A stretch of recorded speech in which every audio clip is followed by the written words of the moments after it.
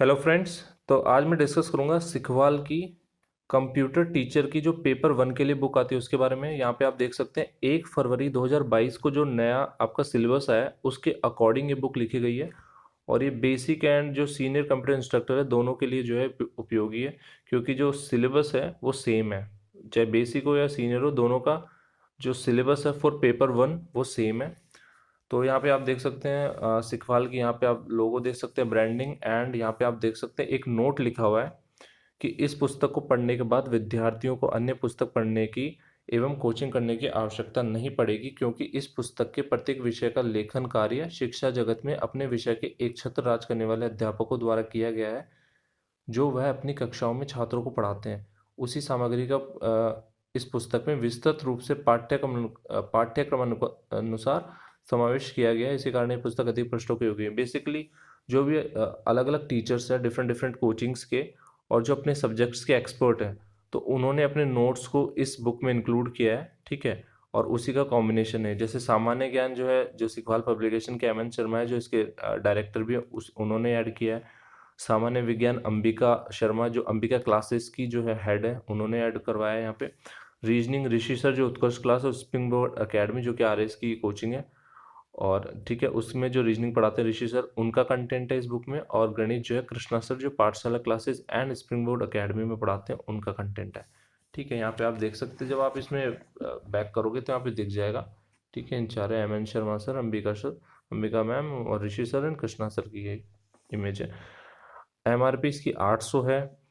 पता नहीं इतनी एमआरपी क्यों रखते हैं ये लोग। मैंने तो ये बुक 290 रुपये में ले ली। तो मात्र आप देख लो, अराउंड 36 से 36 पॉइंट समथिंग परसेंट पे बुक मुझे मिल गई। तो 290 रुपये की मैंने बुक खरीदी। और यहाँ पे एक पॉइंट लिख रखा है, परीक्षा से एक महीने महीने पहले 21 मॉडल पेपर प्रकाशित होंगे इस कंप्यूटर इंस्ट्रक्टर के। तो जब आएंगे तब मैं उनका भी रिव्यू कर दूंगा। तो चलिए स्टार्ट करते हैं। पेजेस की क्वालिटी सबसे घटिया होती है सिखवाल में, इसमें कोई दो राय नहीं है। और चलिए, सबसे पहले आप देख सकते हैं इंडेक्स में सामान्य ज्ञान, भूगोल, इतिहास, कला और संस्कृति, जो हमारा सिलेबस है वही दे रखा है, कोई ज़्यादा एक्स्ट्रा नहीं दे रखा। और पहला चैप्टर इन्होंने राजस्थान सामान्य परिचय स्थितियाँ विस्तार से स्टार्ट करा है। और यहाँ पे सब कुछ, मतलब जो भी नॉर्मल चैप्टर्स होते हैं जो भी हमारे राजस्थान में जीके में पूछे जाते हैं, वो सारे इंक्लूड कर रखे हैं। राजस्थान की पॉलिटी जो है नहीं आएगी, तो पॉलिटी का इन्होंने कोई ऐसा सच मेंशन ज़्यादा किया नहीं है। ठीक है। और यहाँ पे आप देख सकते हैं फाइनल जो चैप्टर है, टोटल 41 है यहाँ पे। ठीक है, 41 चैप्टर्स हैं आपके राजस्थान की कला और संस्कृति के। अब ये राजस्थान के जो टोटल कंटेंट है वो 322 पेज के अंदर राजस्थान का सारा मटेरियल है। उसके बाद सामान्य विज्ञान है। तो सामान्य विज्ञान का पोर्शन काफ़ी सारा दे रखा है, देखिए बहुत सारा दे रखा है। आप देखिए यहाँ पे कम से कम 150 पन्नों का 155 अराउंड पेजेस हैं, जिसमें आपकी फिजिक्स आती है, फिर आपकी केमिस्ट्री आएगी, उसके बाद आपकी आएगी जीव विज्ञान आएगी। ठीक है, बायोलॉजी। अब यहाँ पे देख लीजिए आप रीजनिंग और मैथमेटिक्स का कंटेंट। रीजनिंग मैथमेटिक्स का दोनों का मिला के 200 पेज का कंटेंट है, और इनफ कंटेंट है। मतलब मैंने कंटेंट देखा है, अच्छा कंटेंट है। लेकिन मैं आपको एक सलाह दूंगा, फॉर रीजनिंग एंड मैथमेटिक्स आपको या तो यूट्यूब से पढ़ाई करनी चाहिए, या फिर आप, अगर आप बिल्कुल भी कंफर्टेबल नहीं है तो कोचिंग में ले सकते हैं, कोई प्रॉब्लम नहीं है। बट आप यूट्यूब से वीडियो देख लीजिए, वहाँ से भी आपको काफ़ी अच्छे से आइडिया लग जाएगा। फिर यहाँ से फिर आके आप क्वेश्चंस की प्रैक्टिस कर लेना, तो आपको ज़्यादा समझ में आएगा।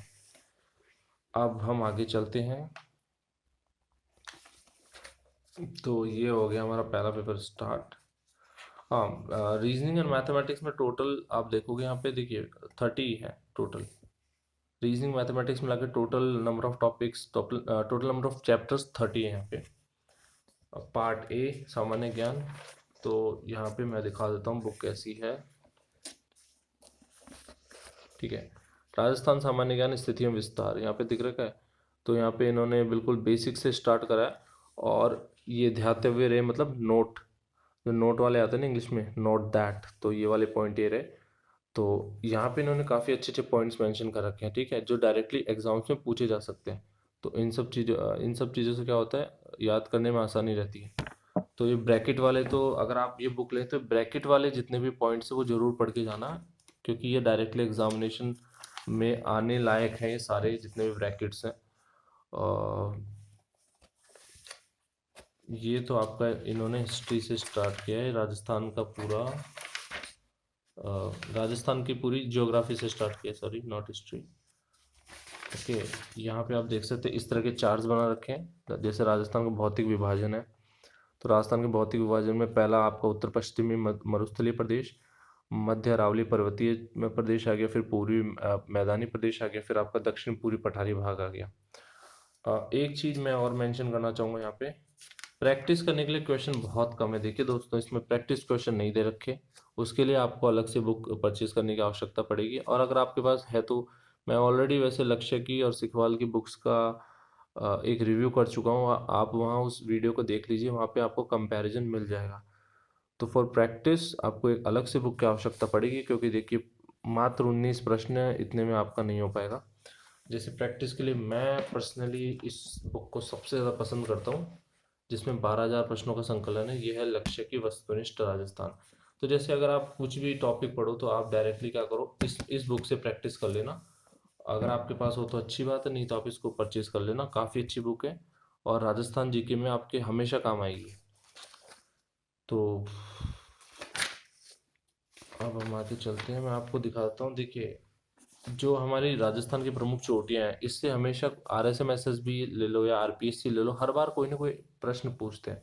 जैसे कई बार ये पूछ लिया जाता है कि जैसे आपको चार चोटियां दे देंगे और बोलेंगे कि इनको अवरोही क्रम में जमाइए या इनको आरोही क्रम में जमाइए, या फिर डायरेक्टली वो इनके सामने लेंथ दे देंगे और बताएंगे, बताइए मैच कीजिए, मैच द फॉलोइंग, ए को मैच करो बी से, बी को सी से, मतलब कौन सा किससे मैच होगा वो सब हमें मैच करना पड़ेगा। तो एक चीज़ ये है, तो वो इन्होंने अच्छे से दे रखा है, मतलब इन्होंने काफ़ी डिटेल में दे रखा है। आप ये देखिए, टोटल मतलब 40 पहाड़ियाँ दे रखी है, ठीक है, जिनकी ऊंचाई, जिनका मतलब प्रॉपर लेंथ नहीं पता, उनमें डैश लगा रखा है, बाकी जितनों की लेंथ पता है।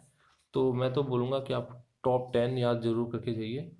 टॉप 10 क्या, एक बार तो रघुनाथगढ़ भी पूछा गया था, तो मैं कहूँगा कि कम से कम आपको 15 याद होनी चाहिए यहाँ पे, ठीक है। तो टॉप की 15 याद होनी चाहिए। और वैसे टॉप की 15 तो छोड़िए, एक अगर आप मुझे जहाँ तक याद है, RSMSSB का एक पेपर था, वहाँ पे तो खो के बारे में भी पूछा गया था और तारागढ़ के बारे में भी पूछा गया था। ये तो 27 होगी टोटल। तो मतलब सीधी सी बात है, आपको रटना पड़ेगा सारी पहाड़ियाँ, कुछ भी कॉम्बिनेशन बन के आ सकता है। अब मैं आपको एक बार दिखा देता हूँ, ये तो हमारा जीके का सेक्शन हो गया। क्वेश्चंस बहुत कम है दोस्तों, सिंपल सी बात है।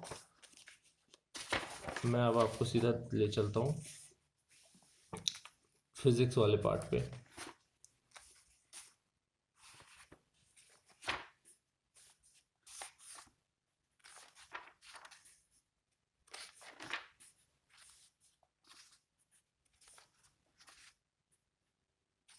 ठीक है, ये सामान्य विज्ञान पार्ट भी स्टार्ट हो गया है और यहाँ पे आप देख सकते हैं भौतिक विज्ञान।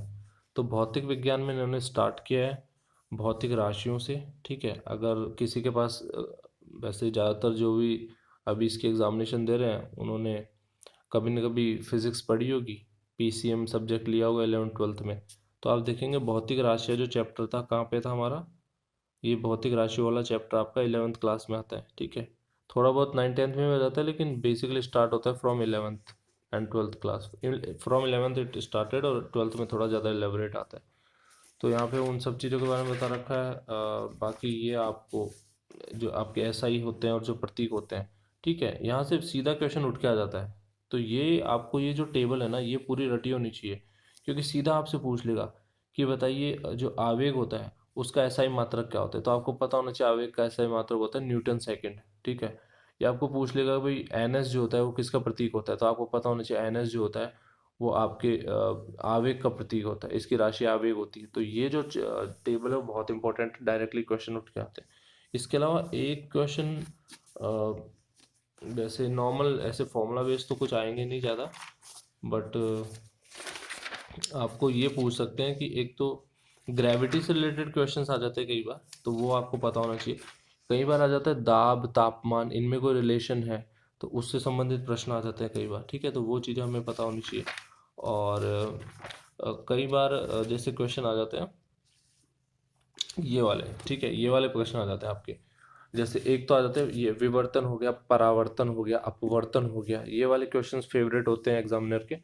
और कई बार पूछ लेते हैं कि हाँ ये चंद्र ग्रहण सूर्य ग्रहण है, इनका वैज्ञानिक कारण क्या होता है, तो वहाँ 4 ऑप्शन दे देगा। तो इस तरह के क्वेश्चंस भी आ जाते हैं। जैसे पटवारी वगैरह एग्जाम में ये क्वेश्चन काफ़ी आते हैं, आपके लेंसेज वाले आ जाते हैं कि बताइए, जैसे डायरेक्टली पूछ लेगा कि जैसे फोकस दूरी है, उसका लेंस की क्षमता के साथ क्या रिलेशन होता है, इस तरह का क्वेश्चन। या फिर आपका सीधा पूछ लेगा कि अपसारी लेंस क्या होता है, अभिसारी लेंस क्या होता है, डायरेक्टली डेफिनेशन आ जाएगी, तो आपको वहाँ पे डेफिनेशन जो है पहचाननी पड़ेगी। तो इस तरह के क्वेश्चन सीधा आ जाते हैं।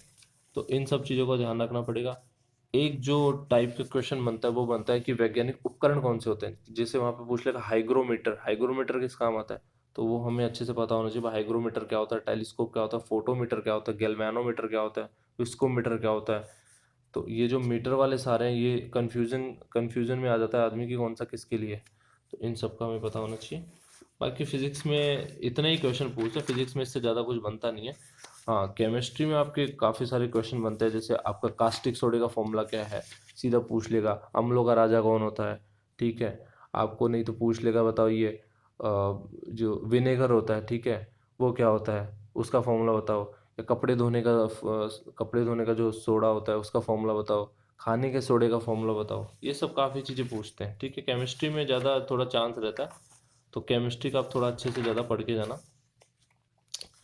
और ये तो मतलब आप मान लीजिए इसमें से एक प्रश्न आएगा ही आएगा। ये पूरी टेबल आपको पढ़ के जानी है। और इसमें से भी बेसिक बेसिक जो मैं बता देता हूँ आपको।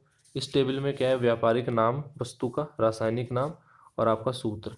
तो इस टेबल में क्या है, आपको क्या क्या पढ़ना है मैं बताता हूँ। सबसे पहले जैसे खाने का सोडा है, तो ये मतलब एग्जामिनर्स का फेवरेट है। जितनी भी जो लोअर कैटेगरी के एग्ज़ाम होती है, ठीक है, जैसे आपकी ग्रुप सी हो गई, ग्रुप डी हो गई, इन सब में सबसे ज़्यादा ये प्रश्न पूछा गया है अब तक, खाने का सोडा या आपके कपड़े धोने का सोडा। ठीक है, ये दो तो एग्जामिनर के फेवरेट हैं, तो इनमें से आने के चांसेस सबसे ज़्यादा होते हैं। खाने का होता है आपके NaH होता है, और अगर आपको कपड़े धोने का पूछ ले तो Na2CO3 होता है, ठीक है। Na2 हो जाए मतलब कपड़े धोने का, और NaH मतलब होता है खाने का, बस। इसके अलावा जो सबसे ज़्यादा पूछा गया है, वो आपसे पूछ लेते हैं कई बार लाइमस्टोन का फॉर्मूला पूछ लेते हैं, ठीक है। ये दिख रहा है आपको, लाइमस्टोन, कैल्शियम कार्बोनेट बोलते हैं इसको, CaCO3, ये पूछ लेते हैं। या पूछ लेते हैं कई बार TNT की फुल फॉर्म क्या होती है, ट्राई नाइट्रोटोलुइन होती है। इसका फॉर्मूला तो नहीं पूछते लेकिन फुल फॉर्म पूछ लेते हैं, ठीक है। और जैसे आपसे क्योंकि राजस्थान में जिप्सम काफ़ी होता है, तो जिप्सम का फॉर्मूला पूछ लेते हैं कि बताइए जिप्सम का फॉर्मूला क्या होता है, क्योंकि राजस्थान में बहुत ज़्यादा जिप्सम निकलता है। तो कैल्शियम सल्फेट हो गया। या आपसे पूछ लेते हैं कई बार बुझा हुआ चूना, ठीक है, यहाँ पे मैं बता देता हूँ आपको। बुझा चूना है उसका बता दीजिए, ये रहा। एक तो चूना बिना बुझा, एक बुझा हुआ चूना, ये दो तरह के क्वेश्चन बन जाते हैं। तो यहाँ पे आपको चूना बिना बुझा है, कैल्शियम ऑक्साइड है, CaO, ठीक है। तो और इसके अलावा एक और था, मैं बताता हूँ आपको। ये चूने का पानी, बुझा हुआ चूना, ठीक है, ये CaOH2। इसके अलावा एक था अ, जिसको विनेगर बोलते हैं हम, ठीक है, वो विनेगर वाला भी आप एक बार पढ़ लेना। सिरका, ये रहा, ठीक है, ये रहा सिरका, इसको विनेगर बोलते हैं इंग्लिश में। तो सिरके का क्या होता है, CH3COOH, ये भी काफ़ी बार कई एग्जामिनेशन में पूछा गया, एसिटिक एसिड बोलते हैं इसको। तो ये इस तरह आपको वैसे पढ़नी तो सारी टेबल है, पर ये जो मेजर थे मैंने सारे बता दिए। तो साइंस का तो ये हो गया आपका। तो साइंस का भी आप आराम से बिना दिक्कत के और साइंस के इन्होंने काफ़ी सारे प्रैक्टिस क्वेश्चन दे रखे हैं, ये सबसे अच्छी बात है कि आप साइंस के बहुत सारे क्वेश्चन दे रखे हैं, ठीक है। साइंस के क्वेश्चंस बहुत सारे हैं, ठीक है। तो यहाँ पे आप देख सकते हैं अराउंड 336 क्वेश्चन दे रखे हैं, तो जो काफ़ी जो कि काफ़ी है आपके लिए। जीव विज्ञान में जैसे पूछ लेते हैं कई बार, डायरेक्टली पूछ लेते हैं कि बताओ सौरोलॉजी क्या होती है, एपीकल्चर क्या होता है, सेरीकल्चर क्या होता है, रेशम कीट पालन को सेरीकल्चर बोलते हैं। या शैवालों का अध्ययन क्या होता है, तो फाइकोलॉजी बोलते हैं, ठीक है। माइकोलॉजी किसे बोलते हैं, कवकों का अध्ययन। तो इस तरह डायरेक्टली पूछ लेते हैं, तो ये टेबल आपको पता होनी चाहिए।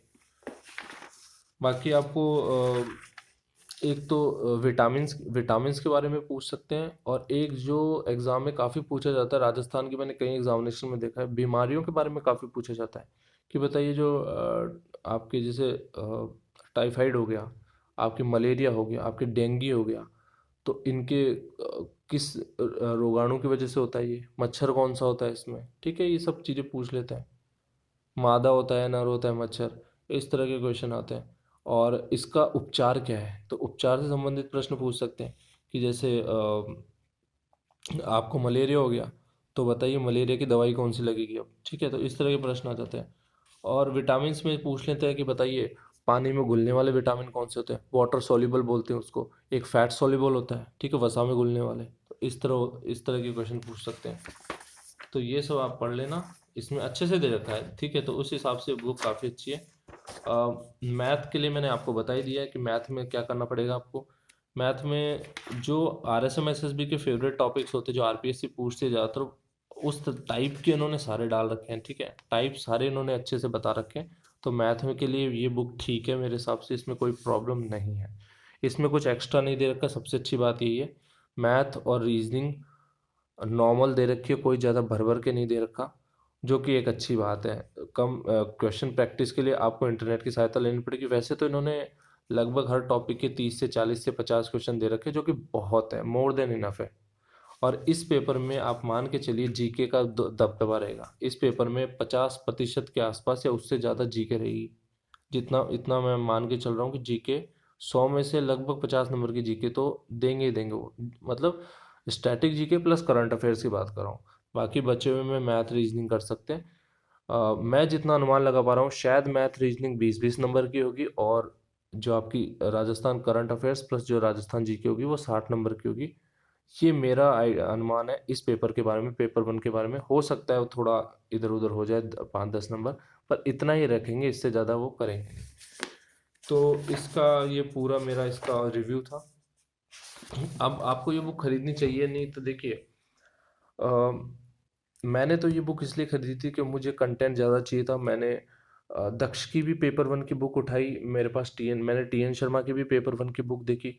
उनमें जैसे मैथ और रीजनिंग में तो बहुत सारा कंटेंट